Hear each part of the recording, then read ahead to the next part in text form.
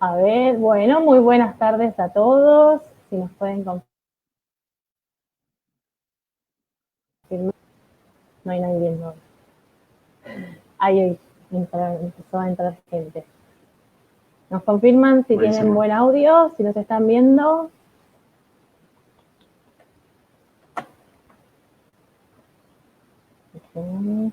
Buenas tardes, Claudia.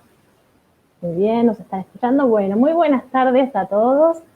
Estamos comenzando el día de hoy con el segundo día de nuestro ciclo de charlas virtuales que estamos haciendo por toda la provincia de Santa Cruz. Estamos el día de hoy con Seba Alvarado. Ayer estuvimos en compañía de Micaela y de Jonathan, en Río Turbio estuvimos y pudimos tener la presencia también de Valeria Pelliza, así que Mariano estuvo inaugurando ese ciclo el día de ayer. Antes de comenzar, teníamos ganas de mostrarles, a ver, ¿están todos en línea? Sí. Teníamos ganas de mostrarles que el día de hoy en la página de Aguisac, que les voy a pasar a mostrar ahora, hay una nueva solapa que se llama Visita Virtual. Acceder a un mapa. En ese mapa lo que tenemos es marcado el recorrido que hemos estado haciendo hasta ahora. Hemos salido del Calafate, donde se encuentra la sede de Aguisac, la Casa Verde. El primer día hicimos esta ruta, llegamos hasta Río Turbio. Marcando en el link de Río Turbio van a poder acceder al video, aquellos que no lo hayan podido ver. Y el día de hoy lo que vamos a hacer es, vamos a dirigirnos por la ruta 40 en sentido este hasta Gallegos. Y desde Gallegos, Seba Alvarado nos va a guiar hasta Cabo Vírgenes, el inicio de la ruta 40. Así que para que todos sepan que está esta opción del mapa en línea con el resto de las charlas que vamos a estar realizando, lo van a ir pudiendo ver y también en los links van a poder acceder a las charlas que estamos realizando. Así que queríamos mostrar eso un poquito. Ayer hubo gente de otras partes del país, así que estaba bueno mostrar un poco la provincia. Y si te animás, Seba, pasamos con tu presentación. Bueno, buenísimo. ¿La comparto en grande? Sí, ya está accediendo. Bueno, antes que nada, buenas tardes. Me quiero presentar primero. Mi nombre, como dijo Victoria, es Sebastián Alvarado. Soy guía de turismo. Realicé todos mis estudios aquí en la localidad de Río Gallegos. Me recibí de guía en el año 2007 del Instituto Salesiano. Lamentablemente la carrera de guía posteriormente cerró, pero bueno, hemos quedado unos cuantos guías aquí en la ciudad que todavía realizamos la actividad. ¿Bien? Bueno, voy a empezar así, no se hace demasiado larga la charla y podemos acompañarlos durante este periodo de 1 hora más o menos, ¿sí? Tengan en cuenta que este es un recorrido que es full day, que está acotado a una charla de 1 hora, así que por ahí, si ven que falta algo o les gustaría saber algo más, por favor dejen sus preguntas en los comentarios, ¿vale?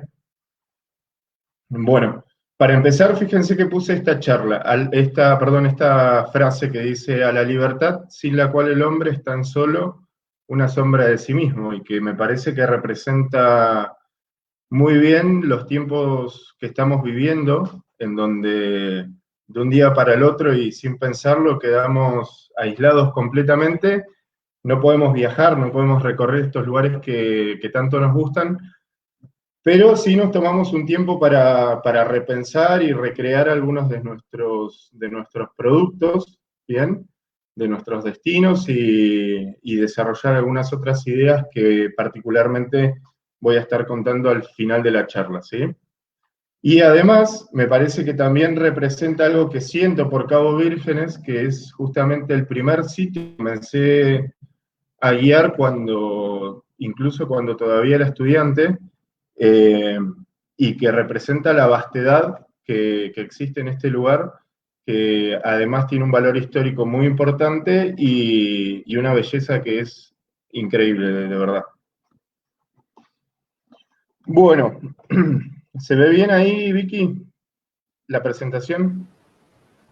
Sí, se ve bárbaro. Quería agregar que, como ya me hiciste hacer una prueba antes, esta es una charla para escuchar con todos nuestros sentidos, porque no solo nos vas a llevar a través de las imágenes, sino que también vas a tener que usar los oídos, así que, bueno, estamos todos muy ansiosos por ver qué tenés para contarnos. Se ve bárbaro tu mapa, así que... Buenísimo.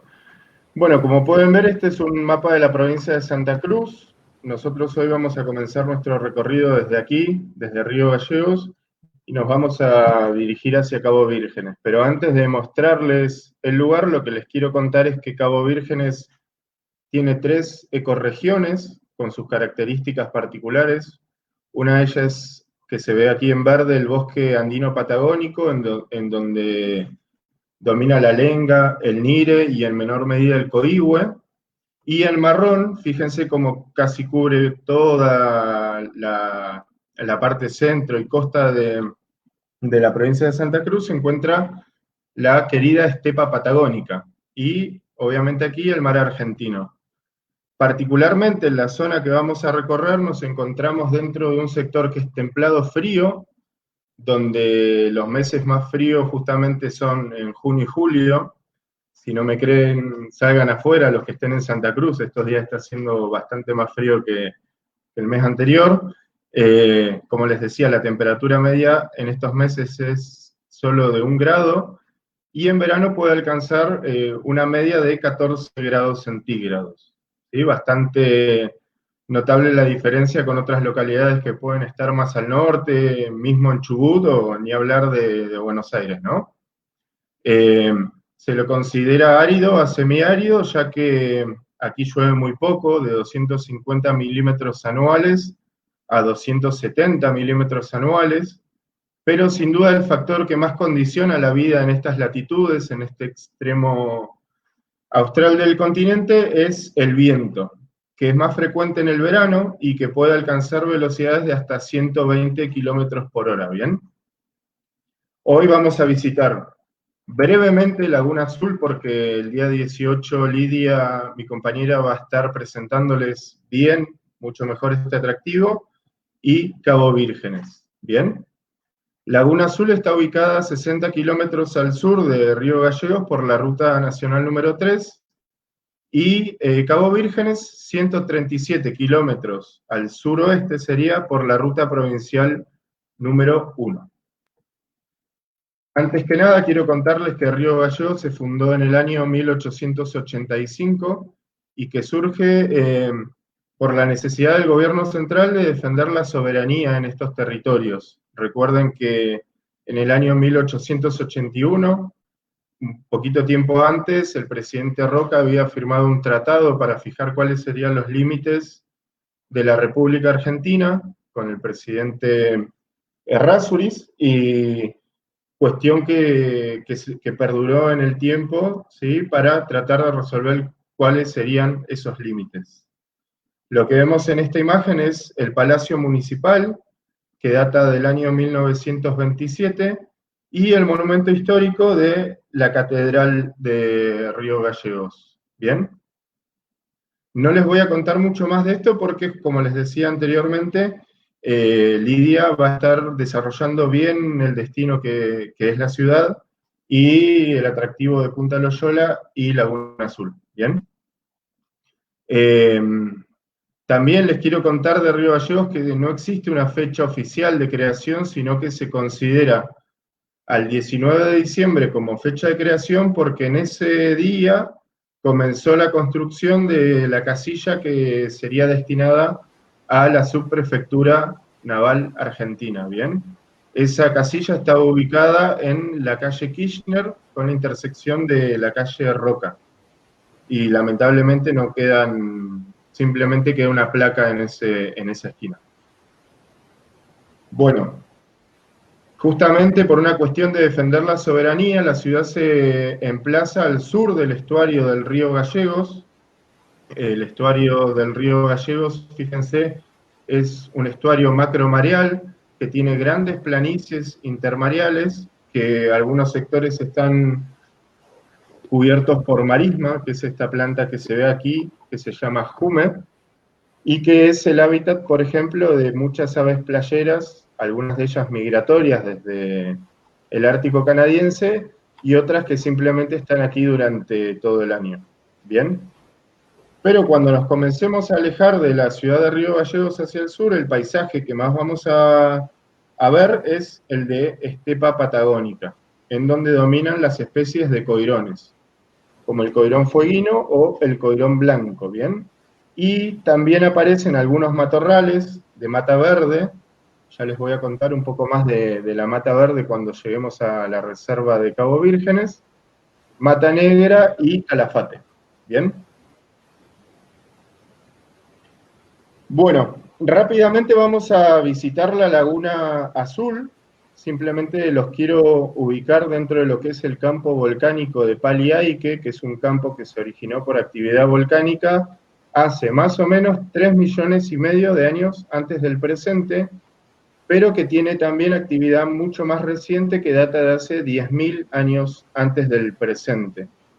La particularidad que tienen los volcanes de este campo es que están alineados con una orientación mayormente noroeste-sureste, casi en forma paralela o semiparalela a lo que es la cordillera de los Andes. Y esto se debe a que cuando se producía un movimiento de compresión en ese sector, mucho más al este, casi 300 kilómetros en esta zona donde nos encontramos, la corteza terrestre estaba experimentando un adelgazamiento, lo cual producía fracturas, como de esta manera, por donde el magma fluía hacia la superficie. ¿Bien? Bueno, antes de pasar a la siguiente diapo, donde les explico un poquito más del magma, lo que les quiero contar es que más o menos la Laguna Azul tiene unos 560 metros de diámetro, en lo que es su cráter principal, y aquí vemos un cráter parásito que se llama, o secundario, ¿bien? Ese magma que brotaba a la superficie era un magma de tipo básico que se llama, y la particularidad que tenía, para que se lo imaginen de alguna manera, es como cuando ustedes rompen un volcán de chocolate, que el chocolate fluye suavemente y va copiando el terreno, por decirlo de alguna manera, por donde fluye. Y en el caso de los volcanes de Paliaique, lo que formaron fueron grandes coladas basálticas que justamente fueron copiando la forma del terreno amesetado en el cual, con el cual se encontraron, ¿bien? Brevemente, la reserva fue creada en el año 2005 y cuenta con una superficie de 50 hectáreas. Anteriormente se creía que la laguna no tenía fondo, pero eso es algo que lo voy a dejar en incógnito para que les cuente Lidia sobre cuáles fueron los estudios que se realizaron aquí y que les cuente si realmente la laguna tiene fondo o no tiene fondo, ¿bien? La laguna, como pueden ver en la imagen, es de origen freático y cubre el cráter de ese antiguo volcán.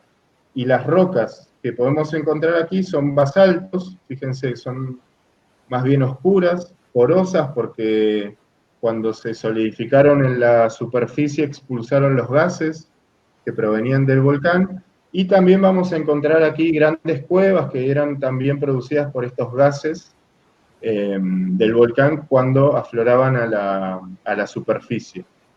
La roca tipo basáltica no es muy estable, es por eso que aquí vemos grandes desprendimientos de roca, y, por ejemplo, no sirve para realizar actividades como la escalada deportiva, porque justamente no es muy noble para eso.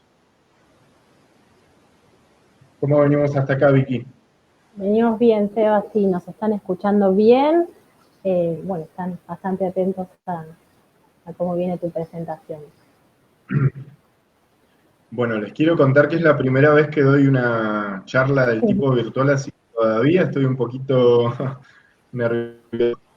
Bueno, en la Laguna Azul y en todo el recorrido hacia la Reserva Provincial de Cabo Vírgenes, vamos a encontrar una gran variedad de fauna y de flora.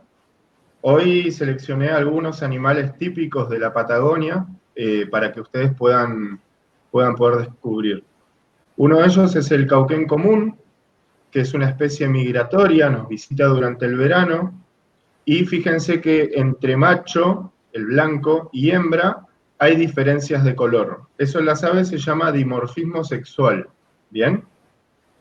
Y eso responde a una necesidad en las hembras de proteger tanto el nido como los pichones cuando nacen, y justamente los machos, que son un poco más vistosos, lo que hacen es defender el territorio, y muchas veces lo hacen desde alguna pequeña colina o algún sector elevado del terreno, y justamente lo que hacen es exponerse para evitar que otros machos o depredadores se acerquen a donde se encuentra la hembra con el huevo o los pichones, ¿bien? El nido de esta especie es una pequeña depresión, como un plato playo, que hacen sobre la superficie, no lo hacen en el agua, no se confundan con esta imagen, y allí coloca más o menos 6 huevos, que va a incubar por un periodo mayor a un mes. Antes que nada, le quiero contar que esta foto es del doctor Juan Carlos Esquieda, no es mía, y me la cedió hace unos años para justamente dar este tipo de charlas de Patagonia. Algo que no les conté es que los cauquenes, que aquí en Patagonia hay 3 especies, se alimentan de pastos, pero prefieren los pastos más tiernos, por eso los encontramos dentro de lo que son los sectores de mallines o vegas, o en las orillas, en este caso, de la Laguna Azul. Bien. Otra especie que es común es el sobrepuesto, tanto aquí como en la Reserva Provincial de Cabo Vírgenes. Fíjense que esta es la hembra, que es de un color más bien pardo, y justamente eso también responde a esa necesidad de cuidar del huevo, de los huevos en este caso, y de los pichones. Y el macho, del cual no tengo foto, es todo oscuro, es negro completamente, y la particularidad que tienen, o el detalle que tienen para poder identificarlos, es la espalda de un color pardo rojizo. Eso se llama en las aves, si agarramos una guía de aves, lo van a encontrar como rufo, ¿bien? O espalda de color rufa. Los huevos son muy pequeños, más o menos de este tamaño, como los de un chingolo, y más o menos tardan en incubarlo entre 13 y 16 días. Y aprovechan las matitas de coirones o de matamora, ya vamos a ver todas estas plantas adelante, para construir su nido, que en este caso es como una pequeña tacita, ¿sí? Debajo de esas matas, como les decía. Algo que les quiero contar es que los nombres de las aves argentinas están cambiando. Ya este sobrepuesto hoy no se llama más sobrepuesto común como la semana pasada, sino que hoy, y según un concurso que realizó Aves Argentinas, o una votación mejor dicho, ahora se pasó a llamar sobrepuesto austral. También es migratoria y en este caso come insectos. Bien, Seba, te interrumpo un segundo. Me dice Mariano, que él está ahí revisando que estemos bien en la conexión, que tenés una opción para ocultar la barra que nosotros vemos para poder ver la fotografía completa. No sé si la llegás a ver. No, perfecto, es solo para que las fotos se vean perfectas. Tenía un botón grande que decía ocultar. Yo no lo veía, pero confié en Mariano que me recomendaba que hagamos eso. Así que seguís ahí. Gracias.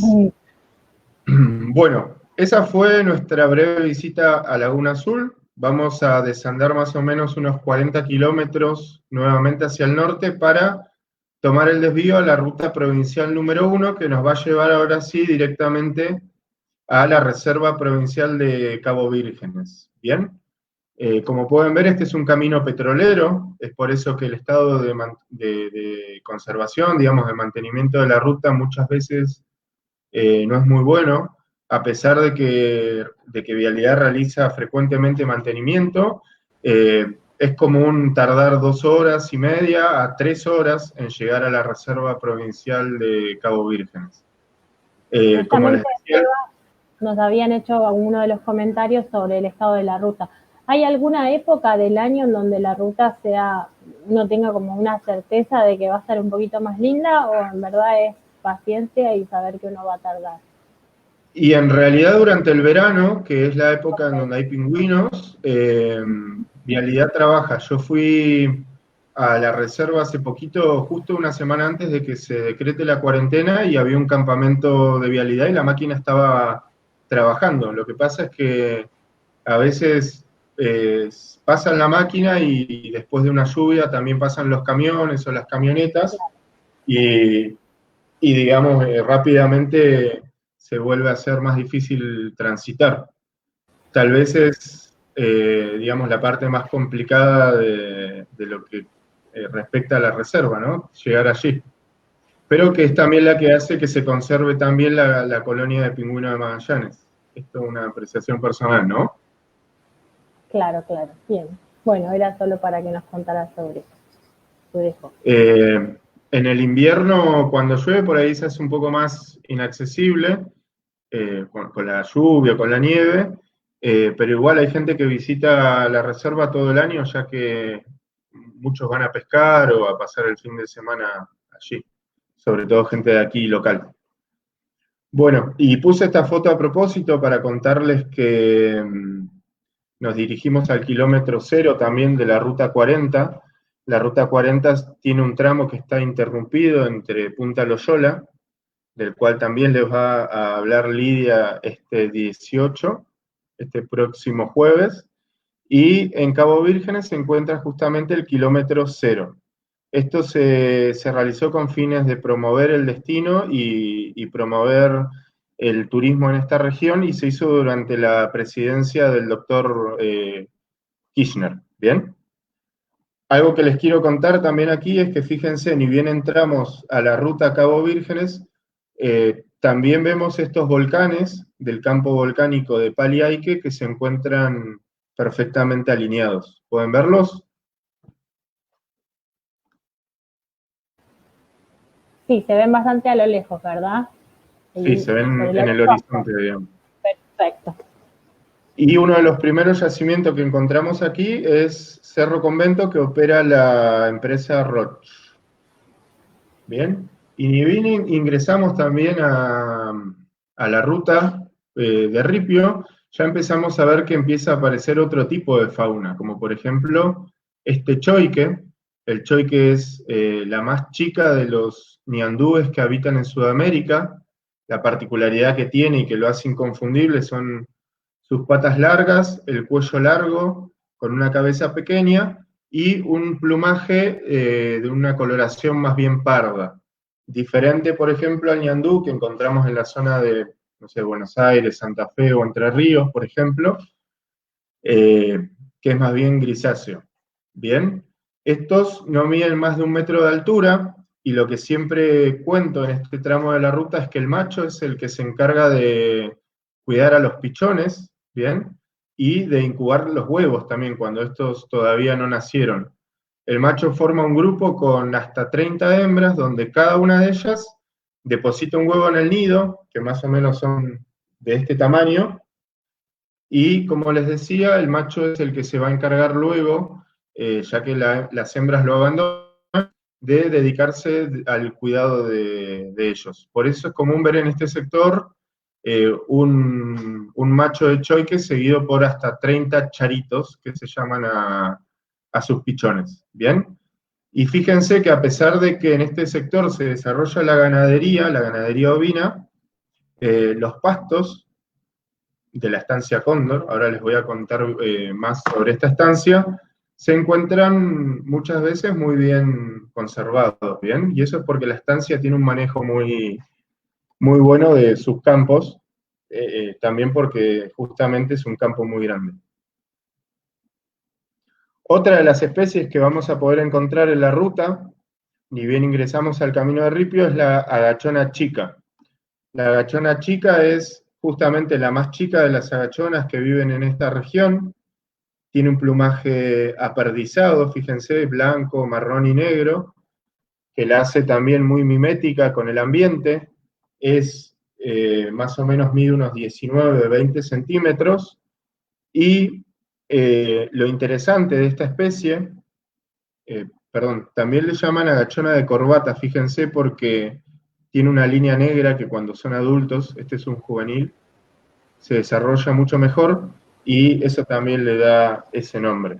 O, por ejemplo, mi papá, por la forma que tiene el bicho, le dice porotera también. Lo que les quería contar es que la agachona es un agente polinizador de la calceolaria, que es otra flor que encontramos aquí en la zona del Estrecho de Magallanes. La calceolaria aparece entre los meses de diciembre a febrero y tiene en su pétalo una parte más carnosa, que si tuviéramos la posibilidad de probarlo tiene un sabor a almendra, muy rico por cierto, y cuando la agachona se alimenta de esa parte carnosa del pétalo, el polen que se encuentra en esta parte de la flor se impregna en la frente de este ave y cuando va visitando otras plantas se encarga de fecundarlas. ¿Bien? Las calceolarias tienen una distribución amplia en el continente y en otros lugares existen abejas o incluso también se autofecundan, pero en estas latitudes la agachona cumple el rol de polinizarlas. ¿Bien? Sí. Otro ave, perdón, otro animal que es muy este no tiene pelos, justamente. Otro animal muy común en la zona de Cabo Vírgenes es el guanaco. Y antes que les cuente sobre ellos, quiero aclararles que esta foto es del Parque Nacional Perito Moreno, ¿bien? Por eso tiene este grado de desarrollo el pastizal y aparecen otras especies de plantas. Los guanacos también forman grupos con varias hembras. Un guanaco macho puede tener, hasta 6 o 20 hembras, y cada una de ellas va a parir un chulengo, que se le llama, luego de 11 meses de gestación, más o menos como los caballos. Los guanacos son camélidos y se distribuyen en el cono sur del continente americano. Aquí en Santa Cruz son muy abundantes y en la zona de Cabo Vírgenes los vemos siempre, ¿bien? Siempre que vayamos a la reserva vamos a encontrar grupos de guanaco en cercanías de la estancia Cóndor o incluso en cercanía de la estancia Montevideo o llegando al Estrecho de Magallanes también. Una particularidad que tienen es que soportan altos grados de salinidad y por eso es muy común verlos en lagunas salobres de la estepa, o incluso beben agua de mar. Si visitan el Parque Nacional del Monte León, también los van a poder encontrar en la zona de la costa del mar. Bien. Otro dato interesante de los guanacos es que los tehuelches hacían uso de la carne, los tendones y obviamente las pieles para hacer sus toldos o como ropa de abrigo, ¿bien?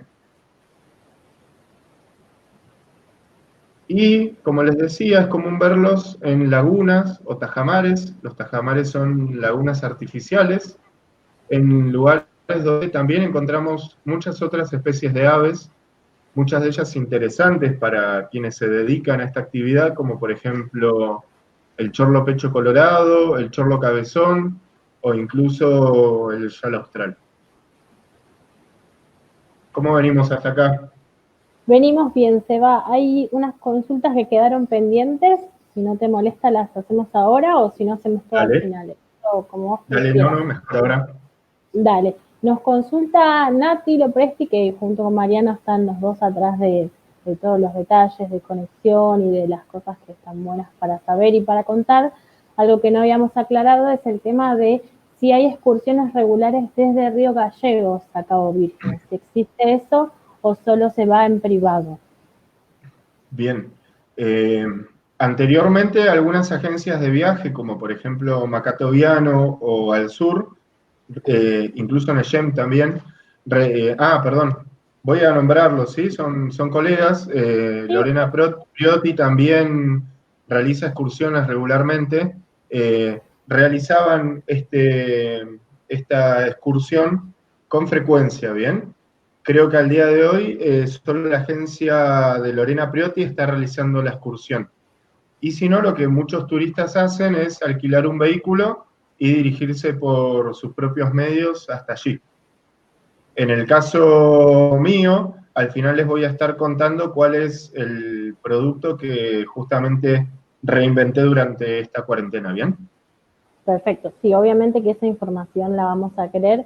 pero bueno, también queríamos saber eso. Y otra cosa que quedó pendiente es si tenías idea de cómo estaba el estado de la 40 entre Punta Loyola y Cabo Vírgenes, nos preguntaba Mario. No, no, el estado de la 40 entre Punta Loyola y Cabo Vírgenes está interrumpido.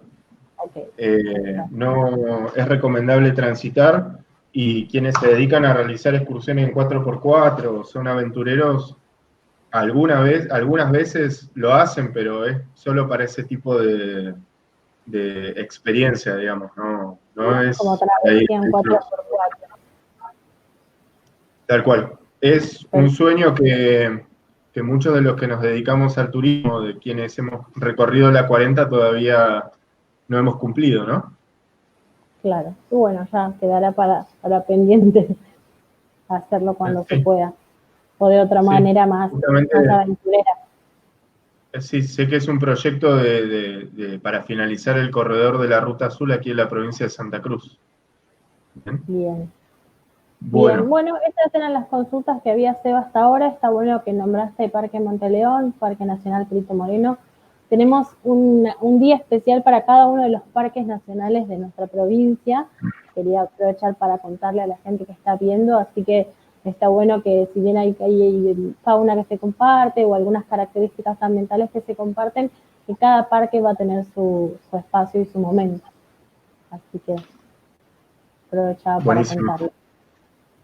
Bueno, la estancia Cóndor junto con la estancia Monte Dinero o la estancia Hill Station al norte de Río Gallegos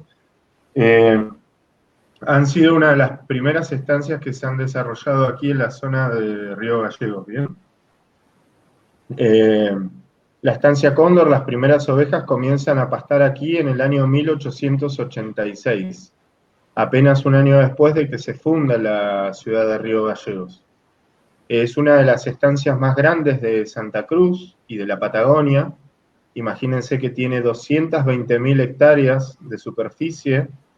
Como les decía, las primeras ovejas que vinieron aquí eran de la raza merino, pero primeramente Lincoln y Romney Marsh. Y posteriormente, recién en la década de 1960, es que se incorpora la raza Corrediale. La estancia Cóndor ha tenido varios dueños.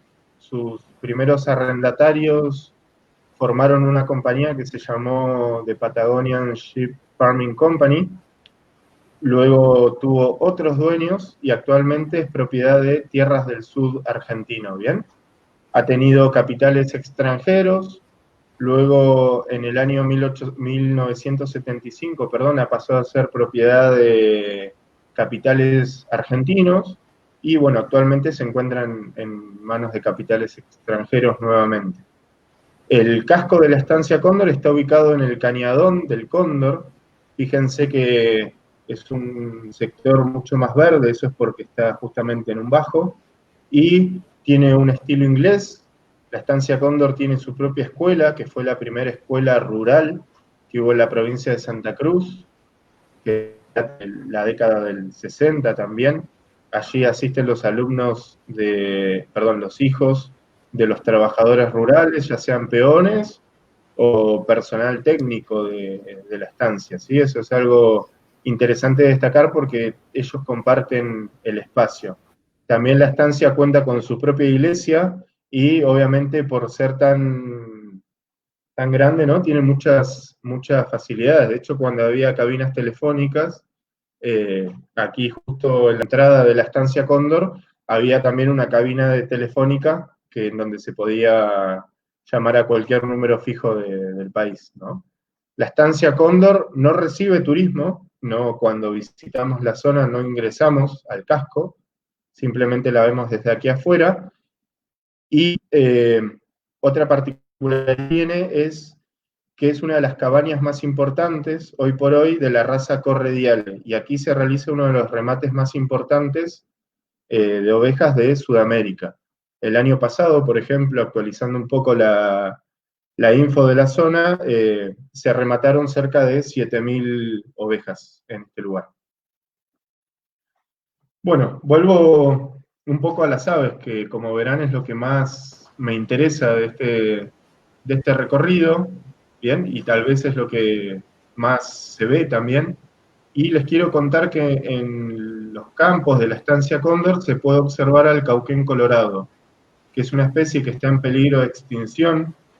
A diferencia del cauquén común, fíjense, no hay diferencias entre el macho y la hembra, ambos son iguales, y para separarlo, digamos, para diferenciarlo de la hembra del cauquén común, que es muy parecida, fíjense, tenemos que prestar atención bueno, en principio que es algo más chico, tiene un anillo blanco alrededor del ojo, las patas son de color naranja versus patas amarillas. Bueno, justamente en esta foto no se le ve, pero si tuviéramos la posibilidad de contrastarlos a los dos, y muchas veces en este lugar encontramos ambas especies juntas, veríamos fácilmente las diferencias. Como les dije, está en peligro de extinción. En el año 2009 fue declarado Monumento Natural Provincial por Santa Cruz. Se encuentra protegido, esto significa que se encuentra protegido. Aquí está prohibida su caza, por ejemplo. Pero quedan muy pocos. Su población continental no cuenta con más de 400 ejemplares.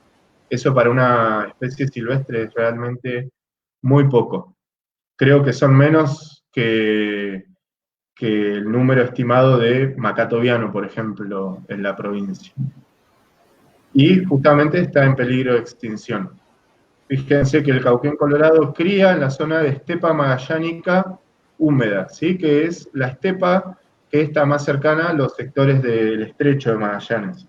Y lo hace tanto del lado argentino como del lado chileno.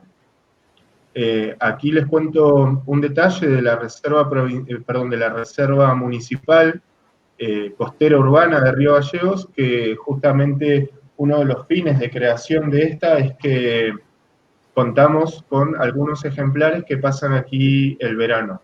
Y eso es porque también el cauquén colorado es una especie migratoria que cuando llega el invierno se van al sur de la provincia de Buenos Aires, a la zona de, por ejemplo, Necochea, ¿sí? Arroyo Cristiano Muerto, que se llama. Si quieren, si hay alguna pregunta. Sí, quedaron dos consultas. Bueno, Mario nos consultó sobre el cruce a Tierra del Fuego desde Cabo Vírgenes. ¿Tenés idea en qué estado está ese proyecto? De ese proyecto tuve conocimiento un día que estábamos en la escuela de kayak aquí en Río Gallegos y se acercó una persona que estaba justamente presentando esta iniciativa, pero no tengo conocimiento actual del estado en el que se encuentra. Justamente lo que proponían era el cruce en una barcaza directamente desde el cabo, desde la punta Dungenes sería hacia el lado argentino de la Tierra del Fuego. Pero lamentablemente no sé en qué estado actual se encuentra. Bien. Y la Si segunda consulta. Sí.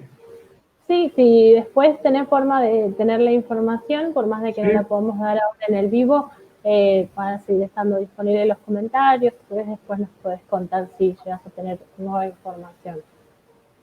Obviamente, si quieren después les dejo las actualizaciones en los comentarios. Dale, y la segunda consulta es Oscar, creo que ya lo dijiste en realidad, porque consulta si brinda hospedaje al turista a la estancia Monte Dinero y el Cóndor. El Cóndor confirmaste que no. El Cóndor no, la estancia Dinero sí es una estancia que justamente ahora les voy a contar. Está abierta al turismo, fíjense que tiene una hostería, realiza demostraciones de la esquila y arreo en sus instalaciones, tiene unas 13 plazas dentro de lo que es el campo, en este sector de hostería, y también obviamente podemos aquí disfrutar de comida típica de la Patagonia, como por ejemplo este cordero al asador, o al palo, como se le dice, o a la estaca, como le dicen en Chile. La estancia Monte Dinero también se fundó a finales del siglo XIX, es un poco más chica, tiene solo 26 hectáreas, y está ubicada justo debajo del Monte Dinero, ¿sí? El monte homónimo, que recibe ese nombre porque en esta zona, debido a los sucesivos naufragios que hubo en el estrecho de Magallanes, se encuentra oro, ¿bien? Ya les voy a contar también del oro de Cabo Vírgenes cuando lleguemos allí. Algo que me olvidé de mencionar en Estancia Cóndor es que estamos más o menos a 70 kilómetros de Río Gallegos. Eso es la mitad de camino entre la ciudad y la reserva. Y aquí estamos más o menos a 120 kilómetros, muy cerquita ya de lo que es la reserva provincial de Cabo Vírgenes. ¿Bien? Bueno, y por la magia de las charlas virtuales, llegamos a la reserva de Cabo Vírgenes, en donde primero nos van a recibir los guardafaunas y nos van a dar todas las recomendaciones, cómo debemos comportarnos dentro de la reserva, y obviamente nosotros los guías también vamos a cuidar que esos buenos comportamientos se cumplan. En este caso, Pablo nos estaba contando cuáles eran los sectores que estaban habilitados para recorrer de la reserva y qué otros sectores se pueden encontrar dentro de la misma, ¿bien? La reserva fue creada en el año 1986 y cuenta con 1.230 hectáreas, de las cuales unas 100 hectáreas ocupa la colonia de pingüino de Magallanes, que es la segunda colonia más importante del continente americano y por la cual, una de las razones, mejor dicho, por las cuales se crea esta reserva, ¿bien? Además, dentro de la reserva se encuentran sitios históricos que son muy importantes, como por ejemplo para la historia del poblamiento hispánico de la Patagonia en estas latitudes. ¿Bien? Inmediatamente luego de registrarnos en la casa de visitantes, donde se encuentran los guardafaunas, y esto me gustaría aclararlo, anteriormente se cobraba una entrada aquí, que allá por el 2006, 2007 y hasta 2010 era muy baja.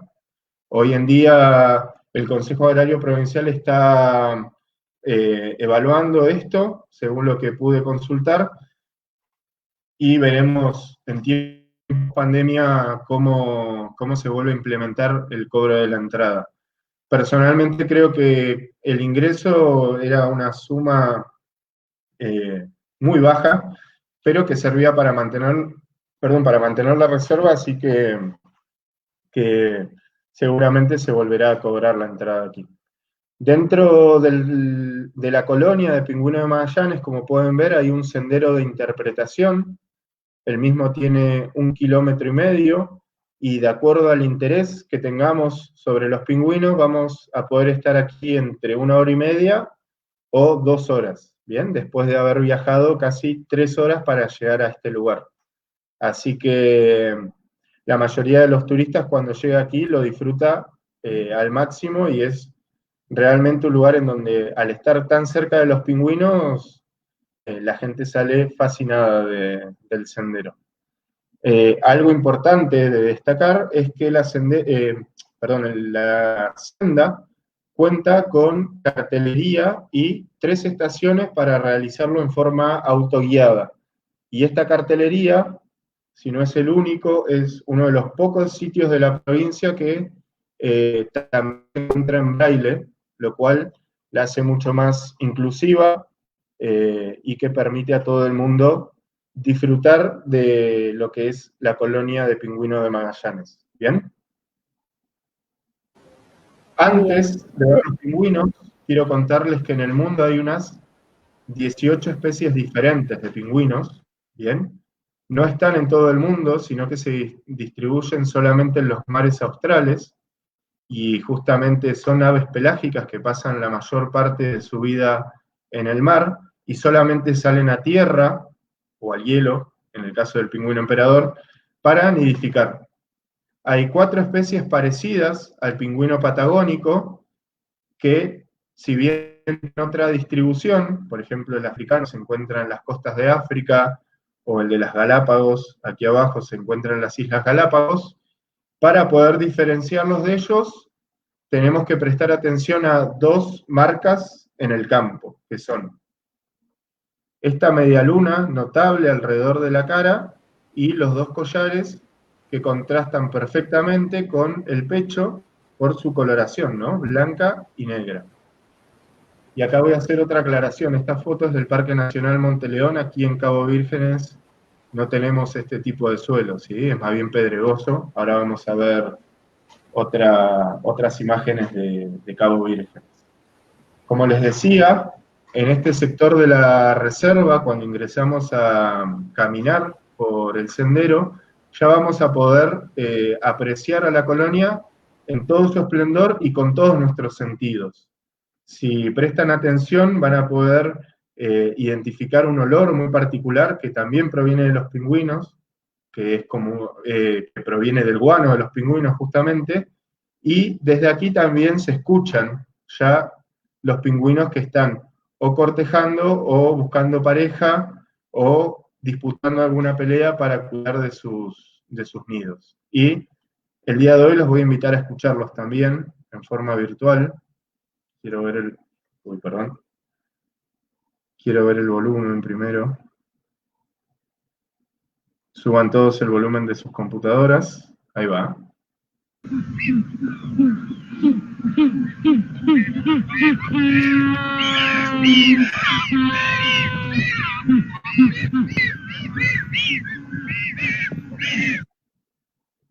¿Se escuchó bien, Vicky? Sí, Seba, se escuchó bárbaro, espero que el resto también los hayan escuchado.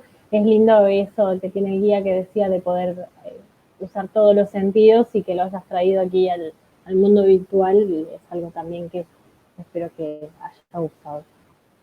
Bien, les paso el chivo, el sonido lo saqué de este CD que es Sonidos de Aves de la Patagonia Austral de Santiago Inverti, era el sonido, ¿bien? Bueno, el pingüino patagónico en Chile se llama magallánico, el nombre en inglés también es Magellanic Penguin. Su nombre científico, ¿sí?, proviene de la forma del pico. Fíjense que según la traducción del griego significa con forma de cuña, y la especie, que es Magellanicus, justamente es porque este señor Forster en el año 1781 lo describe en estas latitudes. Y no fue el primero en describir pingüino patagónico, pero sí fue el primero en hacerlo o en divulgarlo para la ciencia, ¿bien? Porque ya Pigafetta había justamente descrito a estas aves. La altura más o menos es de 44 centímetros, pesan entre 3 y 5 kilos, y cuando nidifican los vamos a encontrar en la Patagonia y hasta la parte central de Chile. La expectativa de vida, fíjense, es de 15 años o más, y tanto el macho como la hembra son iguales, aunque cuando comencemos a recorrer la colonia vamos a ver que hay algunas diferencias sutiles que nos van a permitir diferenciarlos. Como les decía, la distribución cuando nidifican es acá, pero cuando llega el invierno ellos se van, son una especie migratoria también, y pueden llegar hasta las costas del sur del Brasil. Uruguay, sur del Brasil, o la zona de Buenos Aires. Creo que si yo tuviera la posibilidad de migrar como los pingüinos, haría lo mismo durante el invierno. Bueno, como les decía, son aves pelágicas, pasan la mayor parte de su vida en el mar, y fíjense que tienen varias adaptaciones. En principio su plumaje es mucho más denso y con una estructura perfectamente, me sale estructurada, perdón, valga la redundancia, pero que hace al plumaje impermeable, ¿bien? Eso hace que el agua no tenga contacto con la piel y de esa manera puedan sobrevivir en estas aguas frías.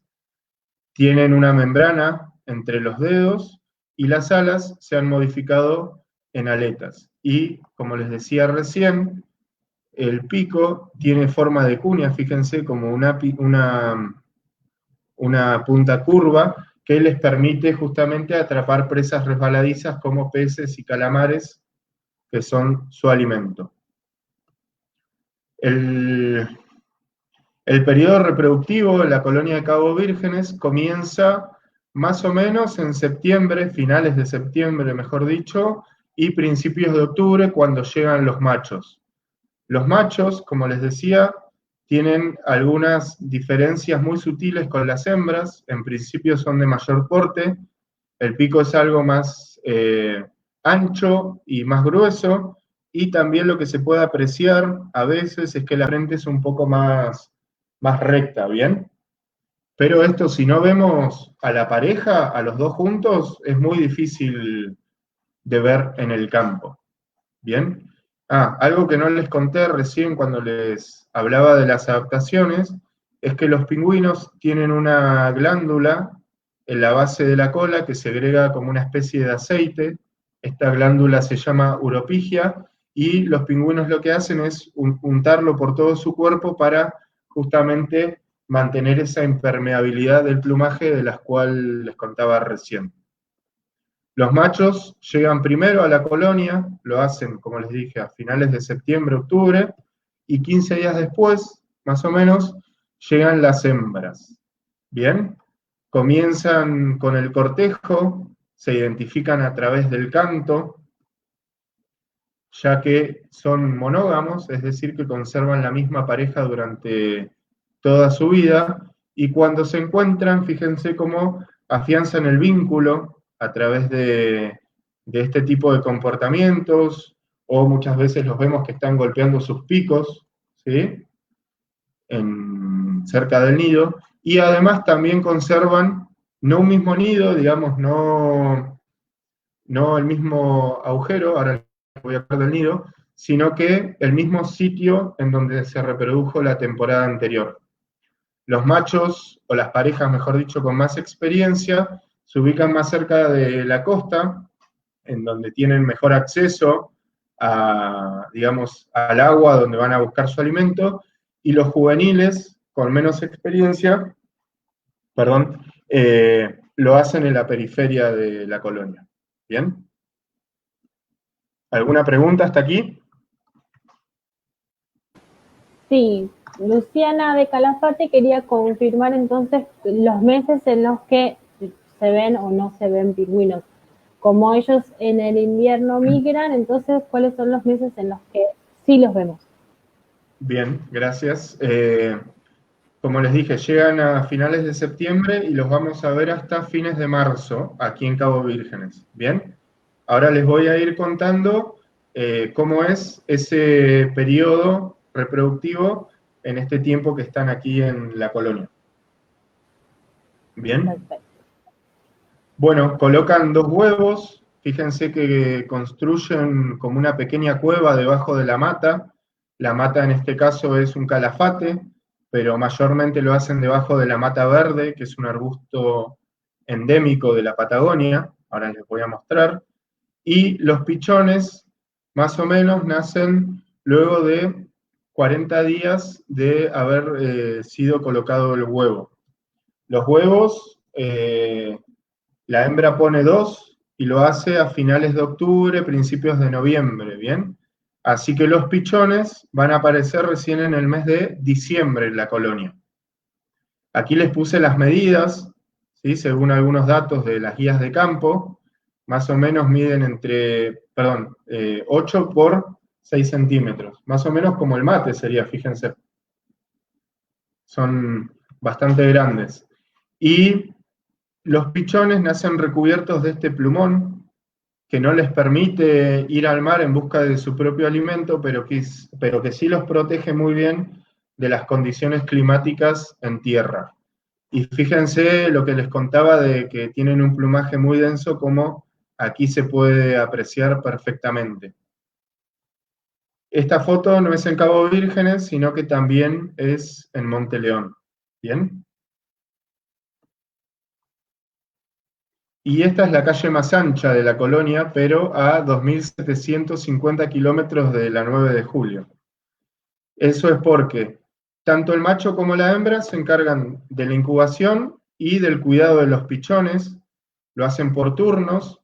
Cuando uno se queda en el nido, el otro se dirige al mar en busca de alimento, y utilizan estos senderos que muchas veces son antiguas líneas de costa, ya les voy a contar por qué pasa esto, para ir en busca de comida al mar, que son, en este caso, sardina fueguina, calamares y en menor medida pejerrey y róbalo. Bien, los adultos alimentan a sus pichones con una mezcla de peces semidigeridos directamente desde el buche, que es su estómago muscular.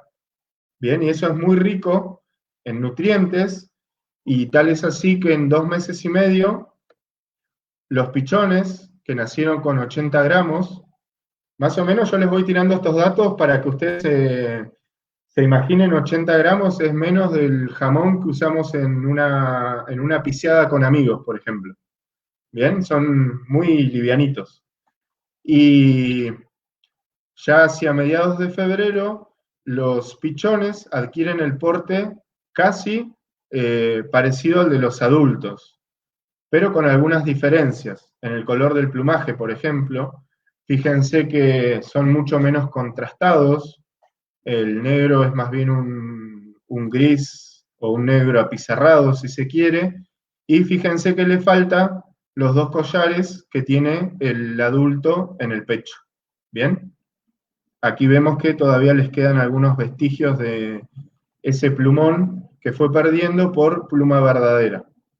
Aquí vemos que ambos pichones tienen más o menos el mismo tamaño, pero algo que no les dije es que la hembra coloca los huevos con un intervalo de 3 a 4 días, y eso es algo que hacen para poder mejorar la supervivencia de los pichones, y por eso también es que podemos encontrar diferencias entre uno y otro pichón, que por ahí en este caso no se ve,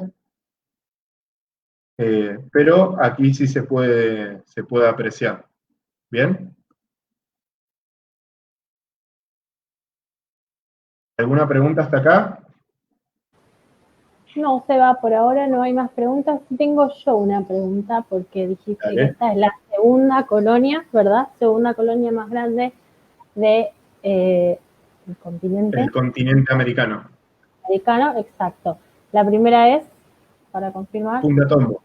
Punta Tombo, perfecto. Quería Punta confirmar Tombo en esa. la provincia de Chubut, sí. Perfecto.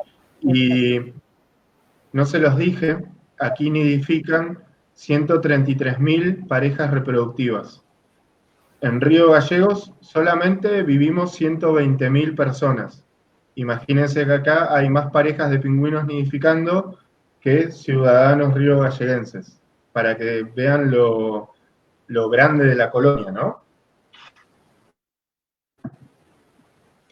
Bueno, cuando los pichones ya adquirieron el porte de juveniles y comienzan a valerse por sí mismos, comienzan a formar guarderías, ¿sí?, cerca de la costa o en algunas áreas desnudas de vegetación en la colonia, y los padres comienzan a dejarlos que vivan por su cuenta, independizarse, y más o menos en este periodo adquieren el peso que necesitan y la energía, mejor dicho, que necesitan para poder afrontar la muda de su propio plumaje.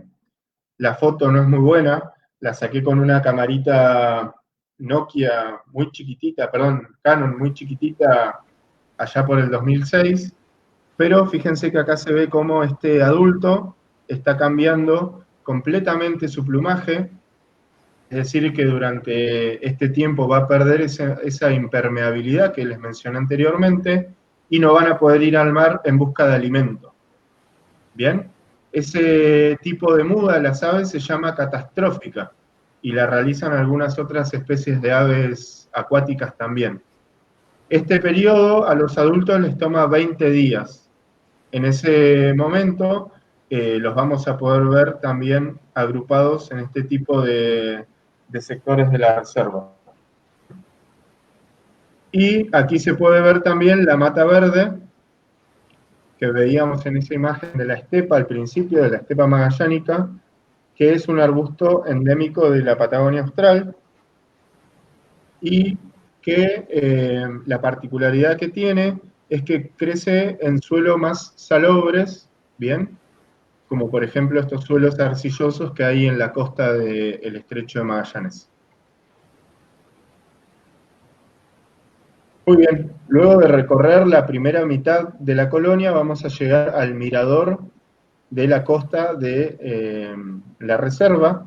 Aquí vamos a poder ver que los pingüinos ya formaron esas guarderías de las que les mencioné recién, y también vamos a encontrar adultos que no se reproducen, ya que estos juveniles recién van a adquirir la madurez sexual a los 4 años, pero sí los vamos a poder encontrar en la playa agrupados de esta manera. Este es un sector muy lindo de la reserva, y si tenemos la posibilidad de tener binoculares o cámaras de foto con teleobjetivos o telescopios, también nos va a permitir ver otro tipo de animales, como por ejemplo, hemos visto ballena franca austral, se ven toninas, delfín austral, otras aves que nidifican en la Antártida, como el petrel gigante del sur o el albatros de ceja negra. Bien, incluso hemos llegado a ver orcas desde este punto, bien, es realmente, como les decía anteriormente, este lugar es increíble. Y aparecen, con suerte, ¿no?, y visitando la colonia frecuentemente, otras especies de pingüinos, como les mencionaba anteriormente, estas 18 que hay en el mundo, como por ejemplo este pingüino rey.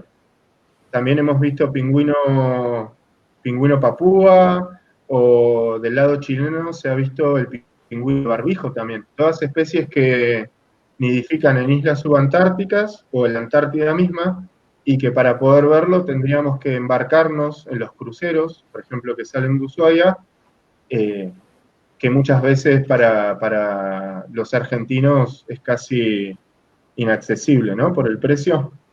Y la particularidad por lo que puse esta foto es porque este pingüino seguramente había salido a la costa porque se encontraba empetrolado, y eso es porque esto es una zona petrolera, nos encontramos dentro de la cuenca austral, que se formó por depósitos marinos, ¿bien? Y aquí opera la empresa ENAP, y justamente ya les voy a contar cuáles son las medidas del Consejo Agrario, junto con la universidad y otras instituciones, toman para revertir este tipo de situaciones, y justamente la empresa también realiza tareas para, obviamente, primero prevenirlas y luego remediarlas. Quiero contarles, ¿sí?, con esta foto, es un caso excepcional. En, no sé, más de 13 años que visito la colonia, solo una o dos veces he visto pingüinos empetrolados, ¿bien? No es algo que ocurra con frecuencia. Y tampoco se puede atribuir a que haya ocurrido aquí en las costas del estrecho. Los guardafaunas lo que hacen normalmente es recorrer la costa y la colonia en busca de pingüinos que se encuentren así, para inmediatamente dar el alerta y activar los protocolos que existen para estos casos.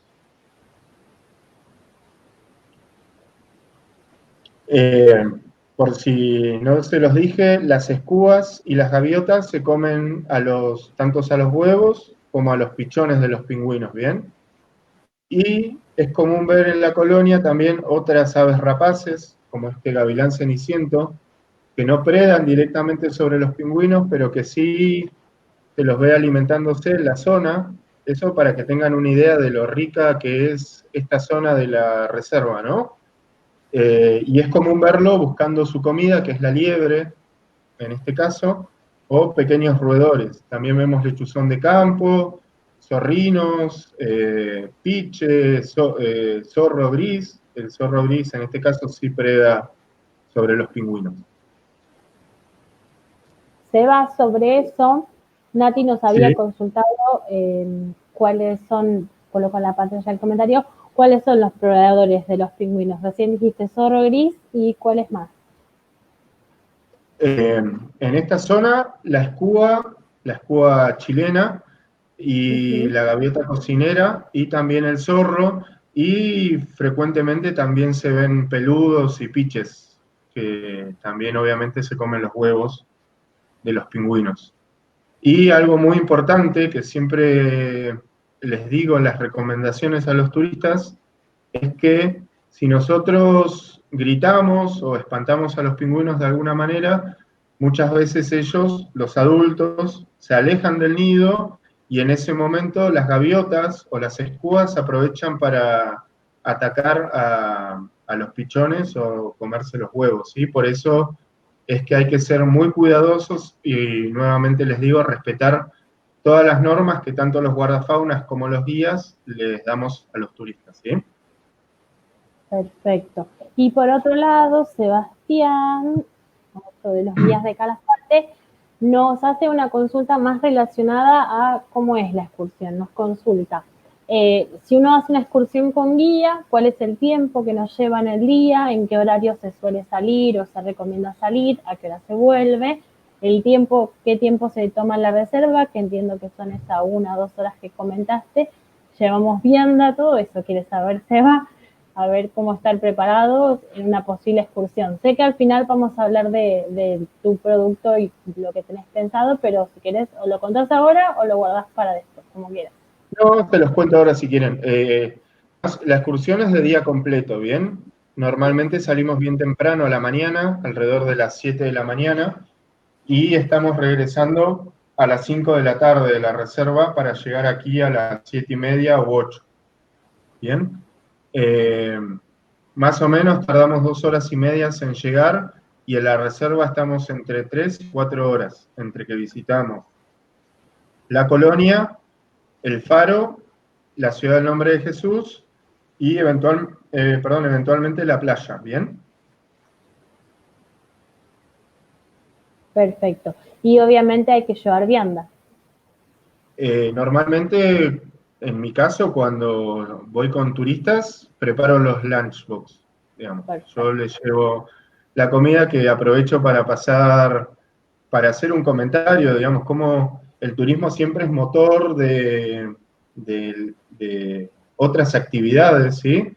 Y en mi caso me asocié a un amigo que tiene una empresa de comida artesanal, que se llama Tu Comida Artesanal, que en estos días estamos cerrando algunos detalles para que él prepare las viandas, justamente que pueda desarrollar su producto y en mi caso desarrollar el mío y de esa manera nos beneficiamos entre todos, ¿no? Perfecto. Después le cobramos el chivo a Tu Comida Artesanal. Sí.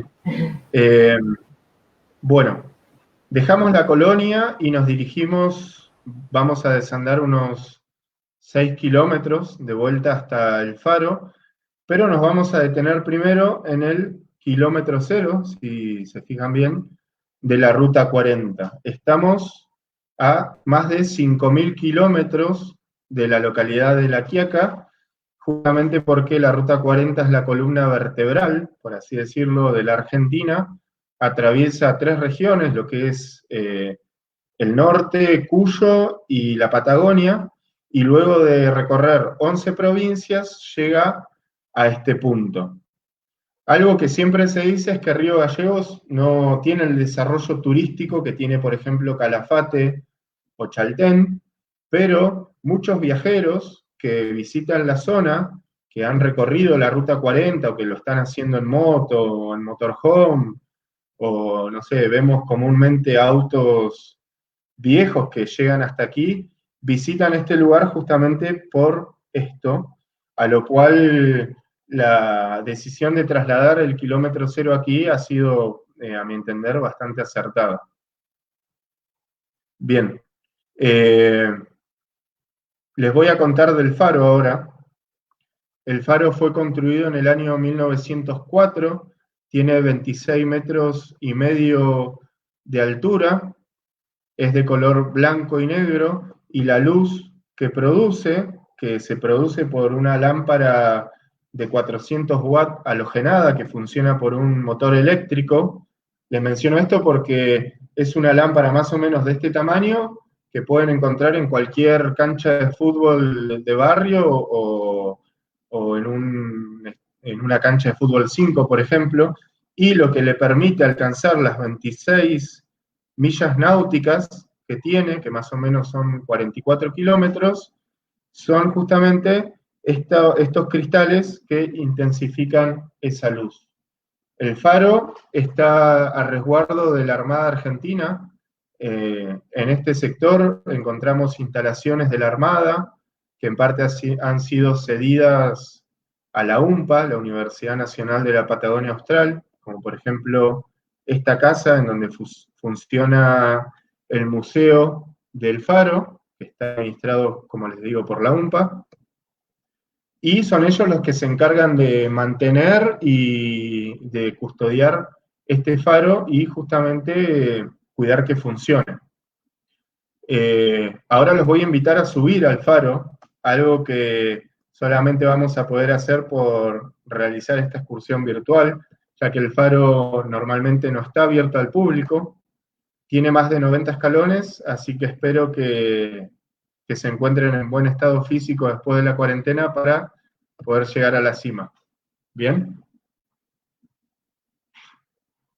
Bueno, desde arriba del faro, lo que vemos, y justamente desde este punto es que se los quería comentar, es el estrecho de Magallanes, ¿sí? Estamos mirando hacia el sur del continente, vemos la punta Dúngenes y el sector de el Cabo Vírgenes.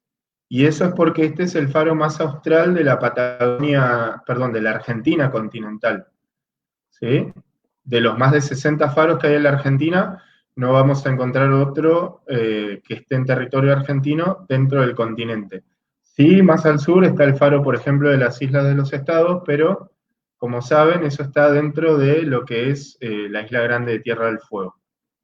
El sector de la colonia más o menos estaría en esta zona, y también desde este punto podemos ver que hay antiguas líneas de costa que el mar ha ido formando alrededor de los últimos 5.000 años. Es decir, que toda la punta Dúngenes es muy reciente. ¿Bien? Y también vemos las instalaciones del Centro de Rehabilitación de Fauna Costera, que se construyó a partir de un convenio firmado en el 2008, se inauguró en el 2010, entre la UNPA, la empresa ENAP, que es la que opera en la zona del Estrecho de Magallanes, y el Consejo Agrario Provincial, que es la autoridad de aplicación de las reservas provinciales que hay en territorio santacruceño.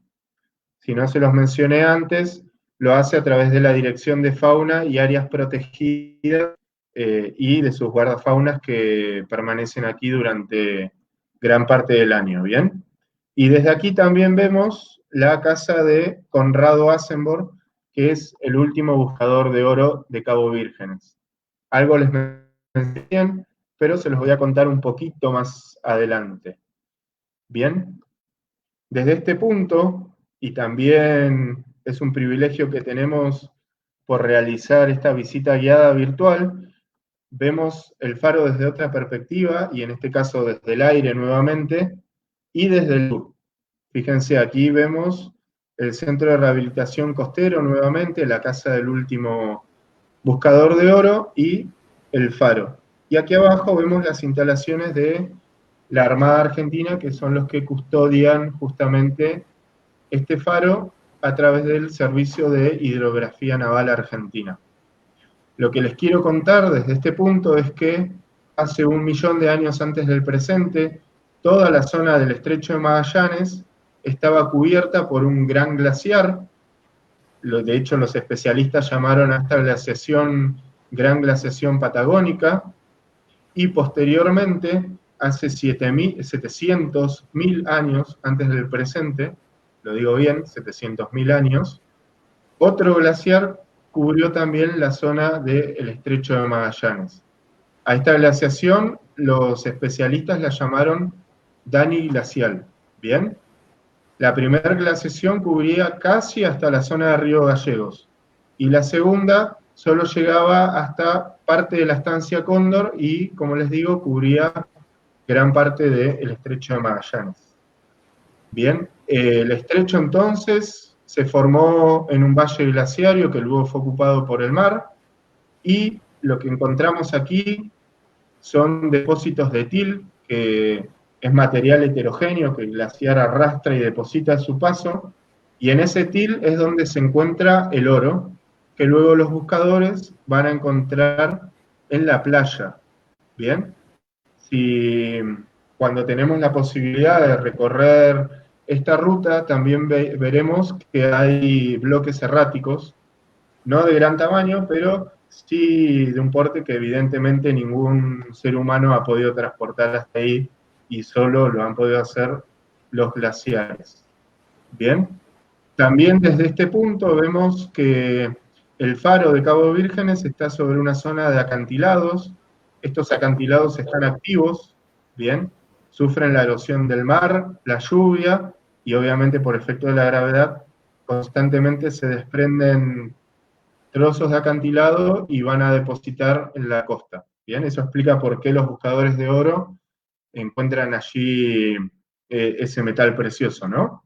Y también vemos aquí una zona de bosques de cochayuyo o cachiyuyo, que son muy ricos también en fauna marina, como por ejemplo, nuevamente les menciono, la toninovera, el delfín austral, o incluso los pingüinos que viven en la colonia forrajean en esta zona.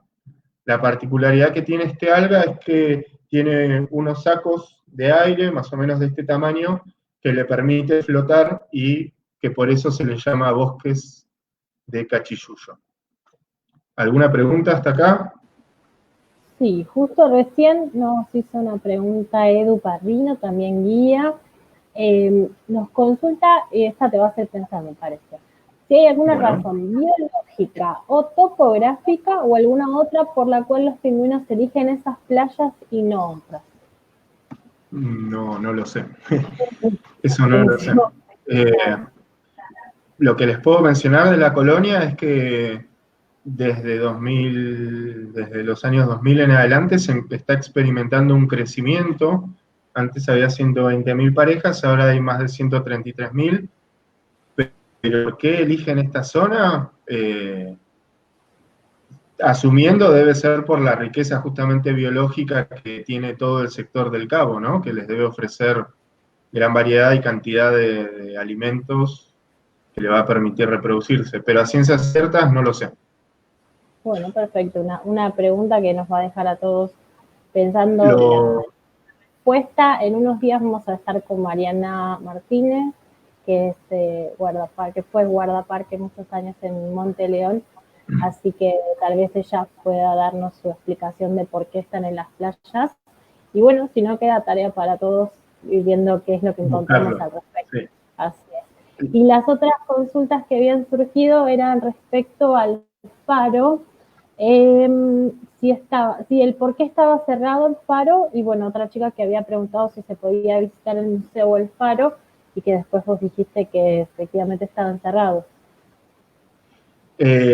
Algunos años el faro estuvo abierto, pero depende de las políticas de la Armada Argentina. Les estoy hablando del año 2006, 2007, 2008 tal vez, y luego se cerró por una cuestión de seguro, que fue lo que justamente argumentaba el personal de la Armada Argentina. No sé pospandemia qué pasará con esto, ¿no? Ojalá, la verdad que es muy lindo visitar el faro, subir, la verdad es una experiencia inolvidable, ¿sí? Y el museo del Museo de Cabo Vírgenes estuvo abierto también muchos años y actualmente se encontraba cerrado, por lo menos la última temporada. Algo que no mencioné es que aquí está la confitería Al Fin y Al Cabo, que pertenece a la estancia Montenegro y que muchas veces paramos aquí a tomarnos un café o quienes prefieren incluso comen algo, ¿no? Ah, perfecto. Eso cuando Seba había consultado sobre la vianda, no me había quedado claro si era que uno sí o sí debía llevar la vianda o tenía alguna opción de comida en la zona. Sería esa estancia. Antes, por ejemplo, visitábamos la casa de la Armada, ya que, por ejemplo, ahí hay una placa con los nombres de quienes construyeron el faro, que el personal de la Armada conserva, que justamente es la misma empresa que construyó la Torre Eiffel. Y bueno, y hay fotos y firmábamos el libro de visitas y bueno, compartíamos un momento con la gente de la Armada que pasan gran parte del tiempo allí, que siempre fue muy grata la visita y siempre nos abrieron muy bien las puertas de su casa, porque esa es su casa durante ese periodo, y además muchas veces cuando la confitería estaba cerrada y el turista se había olvidado de ir al baño en la casa de visitantes de la colonia, aprovechaban y pasaban al baño aquí en la casa de la Armada. Bien, sigo. Sí. Entonces, bueno, ya para ir terminando la charla, no sé cómo venimos de tiempo, Vicky. Sí, está bien que la vayamos terminando. Ya vamos 1 hora y 20. Ya va Todo casi hora lo y que media. Perfecto. estaba súper entretenido, pero igualmente creo que la gente está acompañándonos. Así que mantuviste la Buenísimo. audiencia.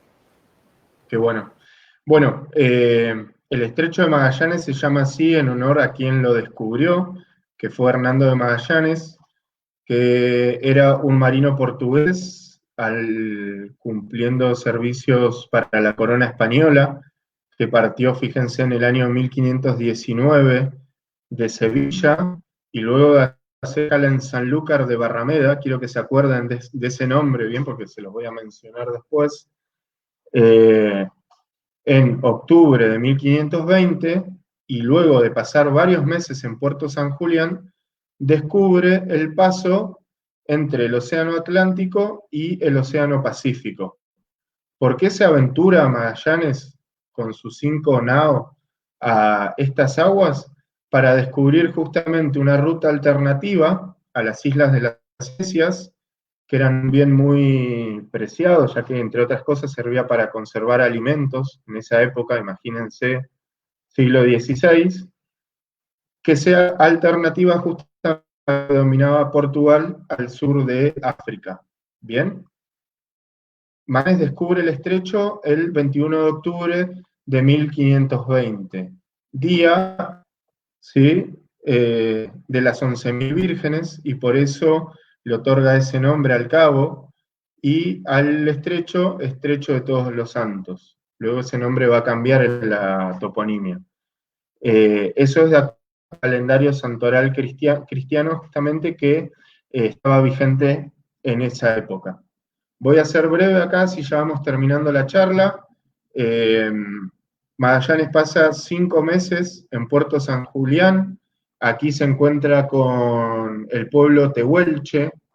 Pigafetta, que era uno de los cronistas de la expedición, dice que ellos, los españoles, solo les llegaban a la cintura. Y aquí nace el mito de los gigantes patagónicos. Y es el propio Magallanes, según nos cuenta Pigafetta en sus crónicas, el que nombra a este pueblo Patagones. ¿Bien?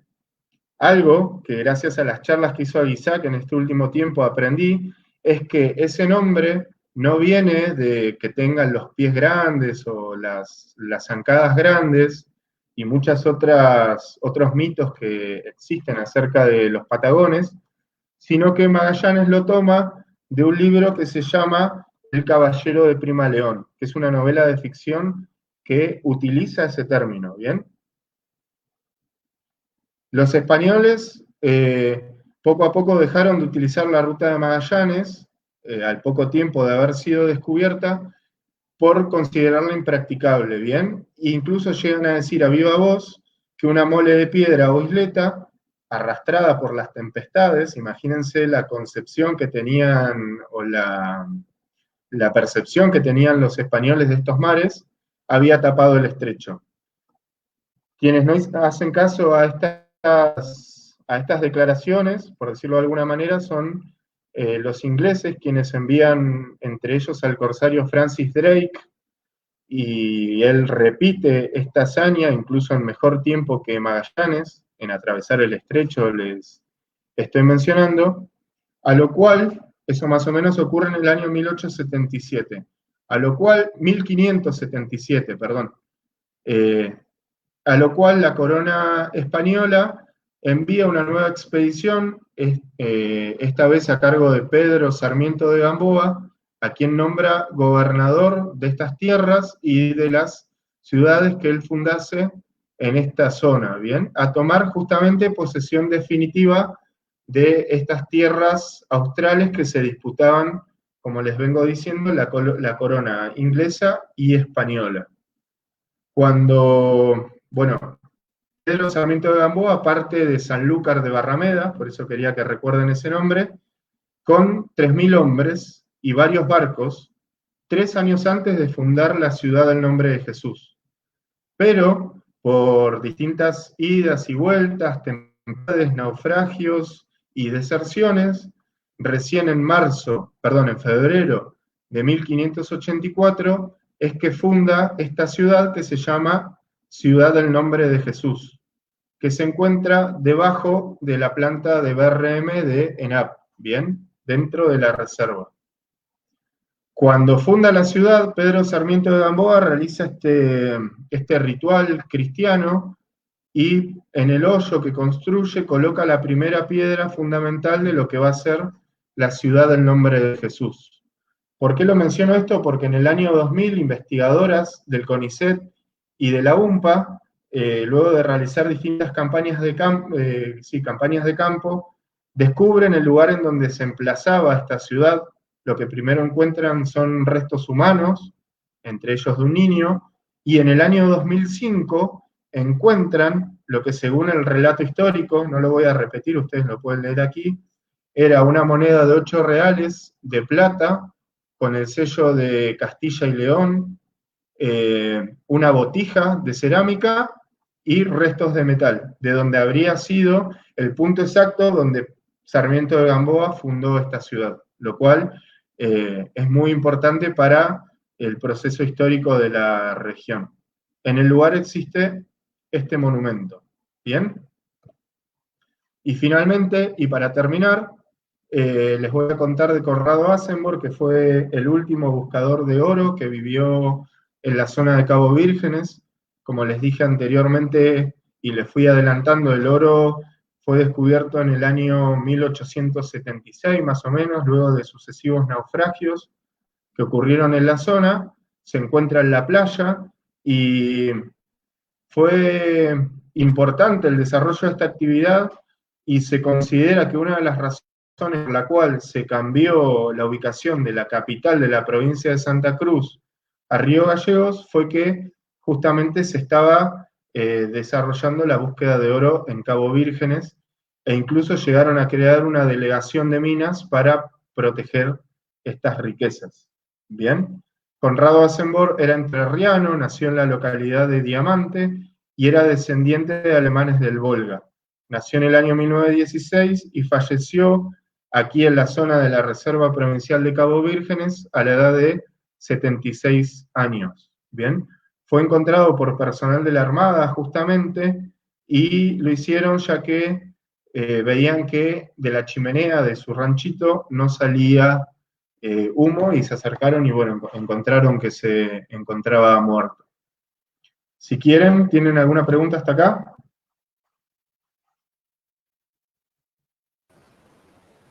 Hasta acá la única pregunta que nos quedó pendiente es de Cristian Soto, otro guía de Calafate.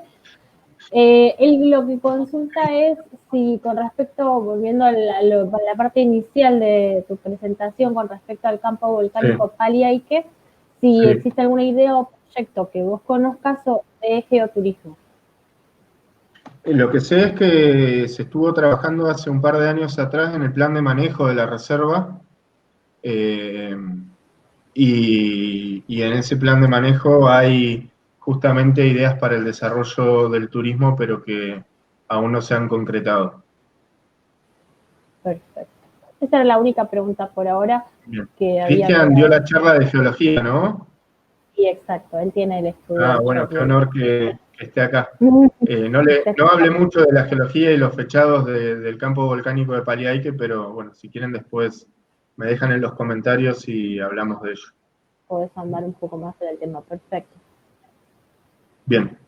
Bueno, voy a ir terminando ya. En la zona de la playa también encontramos otra planta endémica, que es esta oreja de cordero, y fíjense cómo a lo largo de todo el recorrido les fui mencionando cosas que son únicas de la reserva o el estrecho, y justamente hay mucha gente que viaja por el mundo que está interesada en conocer esto, y por eso también visitan Cabo Vírgenes.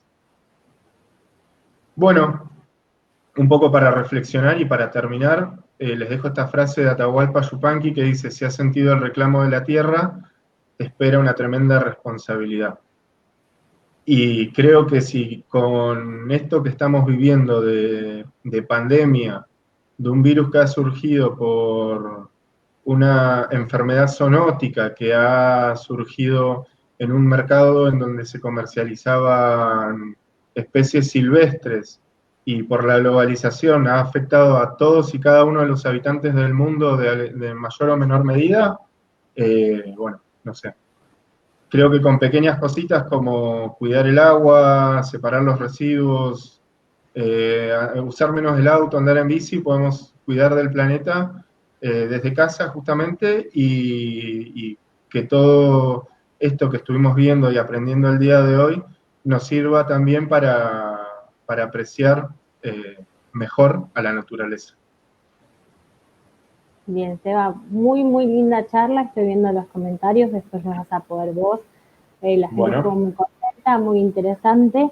De por sí, ya que tengas este mensaje final, es algo muy lindo, porque uno de los propósitos o de los objetivos cuando se estuvo armando todo este ciclo es también el entender y cuál es la figura del guía, que no es solamente una persona que ayuda a ver el paisaje o a interpretarlo, sino que hay un mensaje muy grande de conservación del lugar y del planeta en general, es mucho más abarcativo.